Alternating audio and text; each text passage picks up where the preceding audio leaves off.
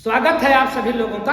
और आइए आज अपने लोग धातु कर्म के प्रक्रम में एक अयस्क का अध्ययन करते हैं, मरकरी के अयस्क का अध्ययन करते हैं और देखते हैं कि मरकरी, जिसे हिंदी मीडियम वाले बोलते हैं पारा, नमक पारा वाला पारा नहीं, पारा, मरकरी को क्या बोला जाता है हिंदी में? पारा। लोग कहते हैं तुम्हारा पारा इस समय बहुत चढ़ रहा है। पारा चढ़ने का मतलब तुम बहुत ज्यादा बदतमीजी कर रहे हो, बहुत ज्यादा गर्म हो रहे हो। तो पारा चढ़ने को क्यों कहा जाता है? क्योंकि थर्मामीटरवा में जो ऊपरा चढ़ता है, थर्मामीटरवा में जो भरा रहता है जिससे बुखरवा नापा जाता है अपने लोगों का, वो क्या होता है? वही पारा है बाबू, वही मरकरी है। तो पारा कब चढ़ेगा? जब शरीर में गर्मी होगी, शरीर हीट होगा तो पारा चढ़ेगा 100 के ऊपर, नॉर्मल रहेगा 99, 98.6, 98.8, लेकिन शरीर गर्म होगा तो 100 के ऊपर जाएगा। तभी तो ये कहावत है कि तुम्हारा पारा बहुत चढ़ रहा है। पारा एक धातु है, पारा एक ऐसी धातु है, मरकरी एक ऐसी धातु है जो सामान्य ताप पर, कमरे के ताप पर द्रव अवस्था में रहती है। पारा कैसी धातु है? वैसे तो धातुएं ठोस होती हैं, लेकिन मरकरी या पारा ये एक ऐसी धातु है जो सामान्य तापमान पर पानी जैसी होती है, द्रव अवस्था में रहती है। इसकी खासियत है। आइए आज अपने लोग देखें कि मरकरी के अयस्क से मरकरी कैसे निकालेंगे। मरकरी के अयस्क से मरकरी निकालने की प्रक्रिया को क्या बोलेंगे? धातु कर्म। अब देखें हम लोग कि धातुएं जो अपने लोगों ने पढ़ा है वो कितने प्रकार की हो सकती हैं? 3 प्रकार की। जैसे बच्चे 3 प्रकार के हो सकते हैं स्कूल आने वाले। कौन कौन से बच्चे? एक बच्चे तो होते हैं मंद बुद्धि वाले, दूसरे बच्चे होते हैं मध्यम बुद्धि वाले, तीसरे बच्चे होते हैं तीव्र बुद्धि वाले। तो तीव्र बुद्धि वाले बच्चे को तो पढ़ाना बहुत आसान। आप एक बताओगे तो अपने जान लेंगे। कौन आते हैं उसमें? Einstein, Thomas Alva Edison, James Watt. कुछ करने नहीं पड़ा, अपने आप अपने जीनियस दिमाग से वैज्ञानिक बन गए, स्कूल को फेल कर दिए। स्कूल वालों ने हाथ खड़ा कर लिया, इनको हम नहीं पढ़ा सकते। आइंस्टीन को स्कूल से निकाला गया और एडिसन को स्कूल से निकाला गया। ये जेम्स वाट स्कूल का मुंह ही नहीं देखे, सब नंबर 1 के वैज्ञानिक बन गए। ये जीनियस दिमाग वाले थे, इनको स्कूल की जरूरत नहीं है। और मध्यम बुद्धि वालों को स्कूल की जरूरत है। स्कूल के टीचर उनको मेहनत करके नया रास्ता, नया मार्ग उनका प्रशस्त कर देते हैं और उनकी लर्निंग पावर को बढ़ा देते हैं। अब तीसरे बच्चे हैं मंद बुद्धि वाले। मंद बुद्धि वाले वो बच्चे हैं कि जिनको 100 बार बताइए तब भी पूछें सर जी का बताया, कुछ समझे ना आवे जी करे। और एक बात जान लिया, सबसे अच्छी गुरुजी के परीक्षा मंद बुद्धि के लड़का पढ़ावे में है। जीनियस को तो कोई जरूरत ही नहीं है, मध्यम थोड़ी मेहनत पर ज्यादा काम कर ले जाएंगे, लेकिन ये जो मंद बुद्धि वाले होते हैं ना, इनको जो पढ़ा दे वही सच्चा गुरु है। जो जीरो को हीरो कर दे वो सच्चा गुरु है। और जैसे ये 3 प्रकार के बच्चे होते हैं, वैसे 3 प्रकार की धातुएं भी होती हैं। ये 3 प्रकार की कौन कौन सी धातुएं हैं? एक तो अति क्रियाशील, एक मध्यम क्रियाशील और एक होती है बिल्कुल निम्न क्रियाशील।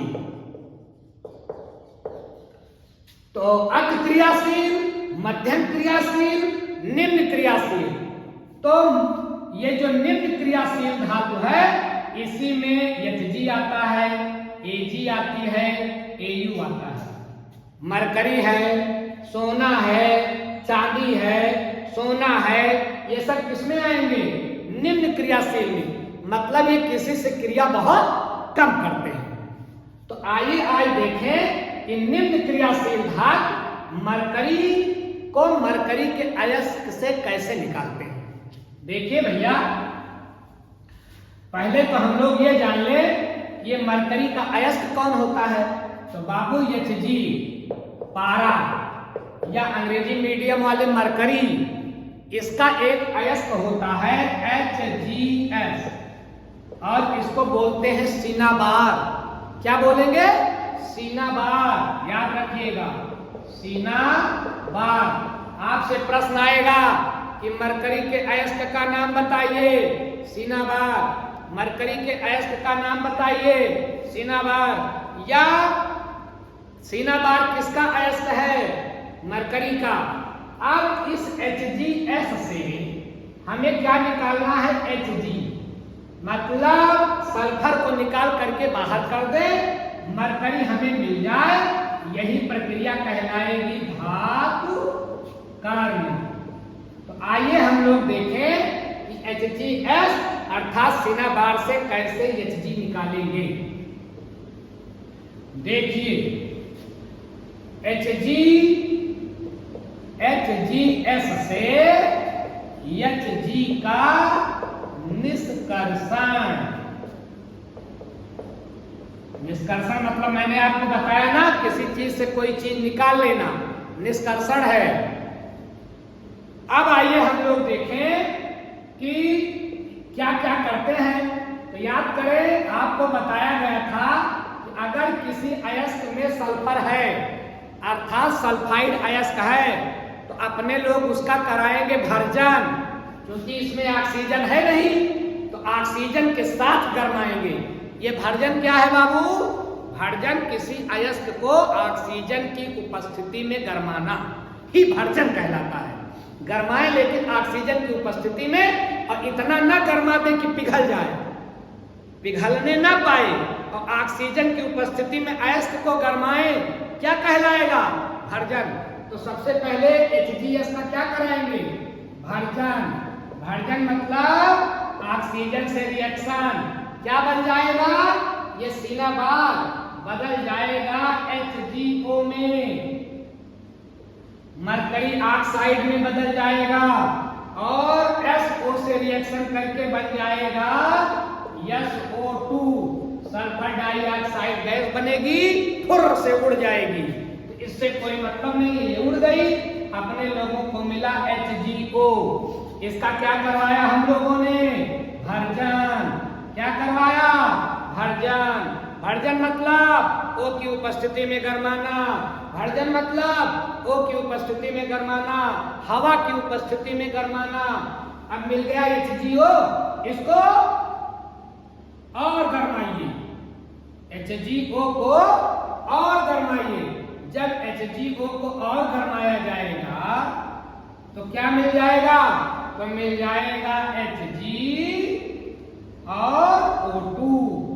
O2 निकल जाएगा, Hg मिल जाएगा। O2 निकल जाएगा और Hg मिल जाएगा। Hg जो मिला भैया, ये शुद्ध नहीं है, निष्कर्षण तो हो गया, लेकिन इसमें अभी कुछ अशुद्धता मिली हुई है। तो ये जो कुछ अशुद्धता मिली हुई है, इसको दूर करने को कहते हैं परिष्करण। Hg मिल गया, ये हो गया निष्कर्षण। मरकरी का क्या हुआ? निष्कर्षण। अब आइए हम लोग देखें कि जो मरकरी मिली वो जो अभी पूरी शुद्ध नहीं है, उसको शुद्ध कैसे करेंगे? तो Hg का परिष्करण। अब क्या करेंगे? रिफाइन करेंगे इसको। रिफाइन, फाइन माने बढ़िया, री माने फिर से बढ़िया Hg प्राप्त करेंगे। जो मिली थी वो बढ़िया नहीं थी, इसको परिष्करण करेंगे, रिफाइनिंग करेंगे। आइए देखें रिफाइनिंग कैसे करेंगे। भैया Hg के रिफाइनिंग में हम एक विधि लगाते हैं, उसको बोलते हैं आसवन विधि। कौन सी विधि? आसवन। आसवन मतलब भाप बनाना। आसवन मतलब भाप बनाना। अभी मैंने बताया कि Hg जो है ये कमरे के तापमान पर द्रव अवस्था में रहती है। जैसे इसको गरमाया जाएगा ये उड़ेगी, पानी पहले से है, और गरमाया जाएगा तो ये भाप बन करके उड़ जाएगी। तो जो मरकरी हम लोगों को मिलता है, उस मरकरी को हम एक बर्तन में रखते हैं और बर्तन को जोर से गरमाते हैं। और यहाँ एक पाइप लगा करके इसको दूसरे पात्र से जोड़ देते हैं। तो बाबू क्या होगा, जब इस पात्र को हम गरमाएंगे तो Hg उड़ जाएगा भाप बन करके और दूसरे पात्र में इकट्ठा हो जाएगा, और जो अशुद्धि होगी वो नहीं उड़ेगी। तो अशुद्धि बैठ जाएगी, नीचे रह जाएगी, और चूंकि Hg का गलनांक कम होता है, Hg जल्दी भाप में बदलेगी, तो जैसे गरमाएंगे Hg फुर फुर फुर उड़ जाएगा। ऐसे समझो जैसे शरबत को गरमाओगे तो शरबत को गरमाओगे तो पानी फुर फुर फुर फुर उड़ जाएगा, चीनी बची रह जाएगी। चीनी इतनी जल्दी तो गलनांक चीनी का अधिक होता है, पानी का जल्दी वाष्पन हो जाता है। तो जैसे पानी उड़ जाएगा चीनी बच जाएगी, वैसे मरकरी उड़ जाएगा और अशुद्धि नीचे बैठ जाएगी, और अपने लोगों को क्या मिल जाएगा, शुद्ध मरकरी। शुद्ध मरकरी। अब सिनाबार के साथ हम लोगों ने क्या किया, निष्कर्षण के लिए सिनाबार एक अयस्क है। किसका अयस्क है, मरकरी का अयस्क है। मरकरी के अयस्क सिनाबार को पहले भरजन ऑक्सीजन के साथ गरमाया, फिर जो मरकरी मिला उसका कराया परिष्करण। कौन सी विधि लगाई, आसमान गरमाया, मरकरी उड़ा भर भर भर भर, दूसरे बर्तन में इकट्ठा कर लिया, अशुद्धि बची रह गई, ये शुद्ध मरकरी मिल गया।